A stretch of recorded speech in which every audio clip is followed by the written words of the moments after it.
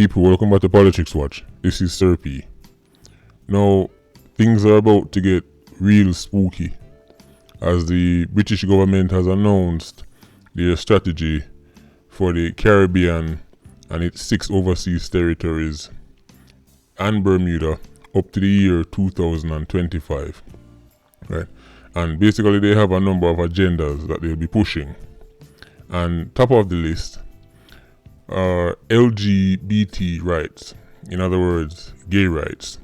And they've identified Jamaica as one of the places where they believe people from the gay community are being treated badly, right? And they need more protection, and Jamaica needs to do more, right? They have others, don't worry, I'm going to list them, but let me just start with this one. I don't understand why to this day people all over the world have it that Jamaica is a place where homosexuals are being targeted and being struck down in the streets and having buses run over them or some kind of foolishness. I don't understand where this or why this myth continues. Right? Jamaica is a place where in every community you go, you can find people around there that are openly gay and nothing harm to them. Right? As a matter of fact, if you look at Jamaica's crime rate as it relates to the LGBT community, the overwhelming majority of attacks that happen to people who are gay in Jamaica are from other gay people. This is a fact. So when they report the numbers abroad, it makes it sound like straight Jamaicans are going around attacking gay Jamaicans, and it's not true. The majority of gay attacks are done by other gays. For some reason, that community is known for being extremely jealous and possessive. Right? They beat up each other, them cut up each other, right? Them war and go on bad, right?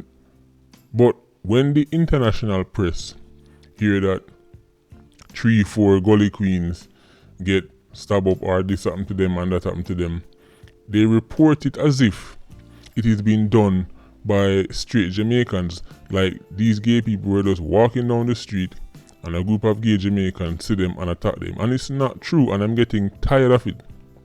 Right? I'm getting tired of this image people are putting out there that Jamaicans have nothing better to do with their time than to walk around and look for people who are gay to fight and harm. Right? It's not true. And I expect the British government of all people to know this. So the fact that they're continuing to push this out there is starting to make me think, alright, well now you have an agenda. You want people to believe that Jamaica is like this. Right? And the British High Commissioner to Jamaica, a man named Asif Anwar Ahmad, he's the one who was putting out these strategies and was saying basically that Jamaica needs to do more. Right? Now this is the thing.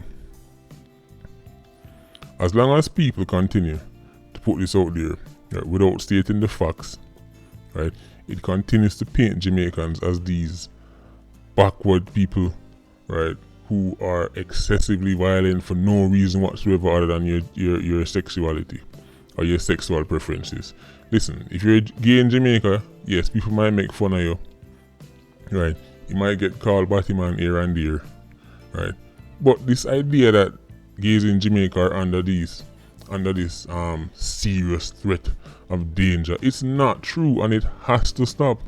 Right? The only time you can remember in the public scene where a straight man attacked a gay man was, if you remember down there in Montego Bay, when one of them dressed up like a woman and going to a party and start winding up on a man, and then when the man realized he was a man dressed up in a dress, things go on, and I think the youth end up losing life.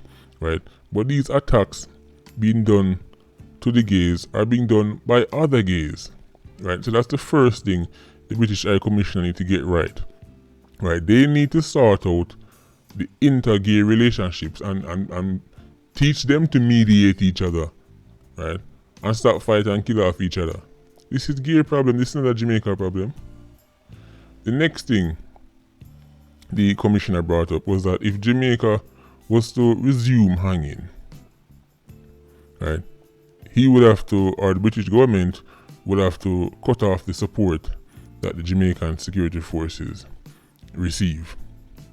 So the first question I would like to know is exactly which support is that? Is something going on that we don't know? Which support are we talking about? Do they mean Interpol? Right? The global network of police organizations that everybody has the right to tap into?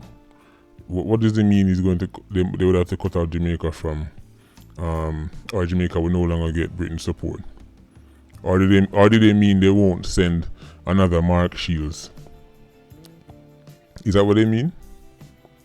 I don't understand. This one needs, I think he needs to elaborate some more on this. Right? It's astonishing to me that this man said this, the High Commissioner, he said this in a room full of journalists and nobody now asked him more clarification on this. What do you mean, right, that if Jamaica resume executions, you will have to cut off British support for the island security forces? What support is that?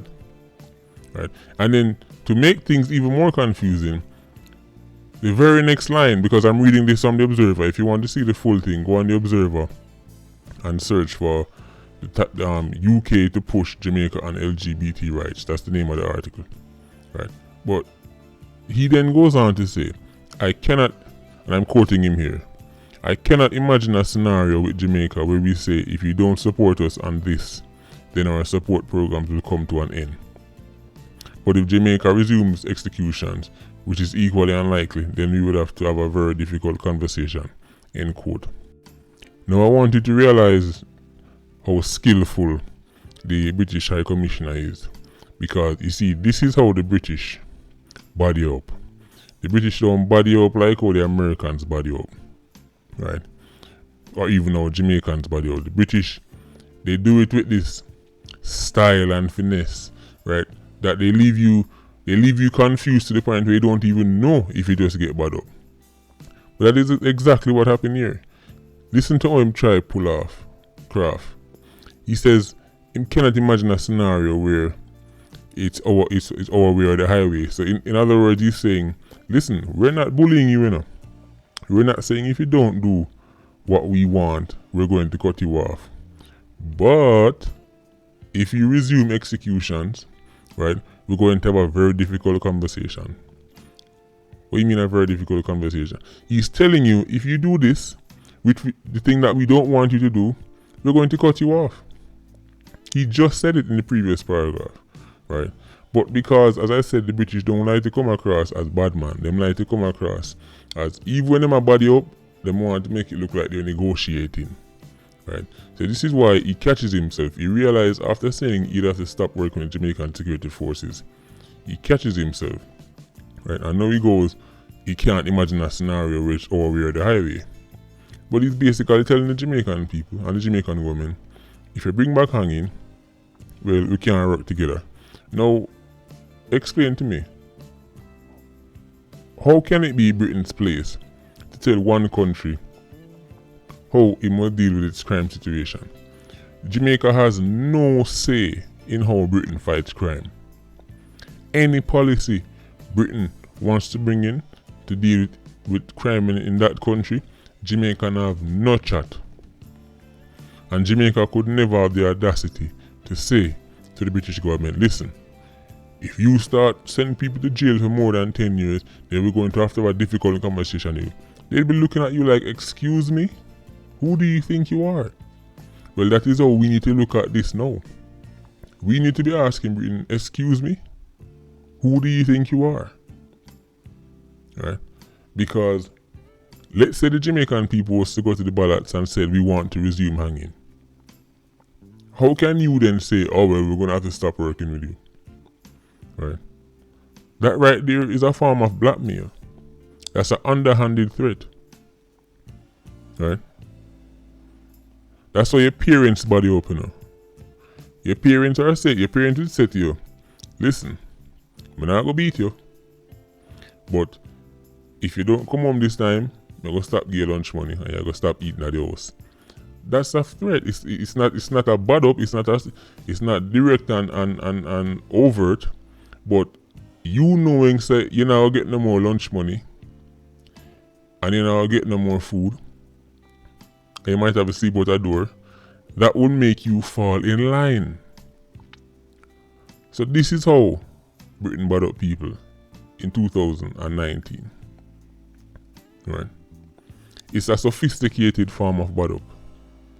So we're going to see how the Jamaican government and the Jamaican people respond. Right? Because first of all, I don't think the UK have that much leverage when it comes on to it. Because when they say stop giving support to Jamaican security forces, unless there's something going on that I don't know and most of us don't know about, I think that the support can go on right ago. Right? Because especially on the ground, we're not seeing that support. Then again, as I said, things might have gone behind closed doors that we don't know about. So let's wait and see on that one. But again, people, go on the Observer and read the article for yourself. Right? Just check it out. Right? Again, the title on the Observer is called UK to push Jamaica on LGBT rights. Right? Just check it out and let me know what you think. Patreon squad, big up on yourself. Please like, comment and share the video. Bless.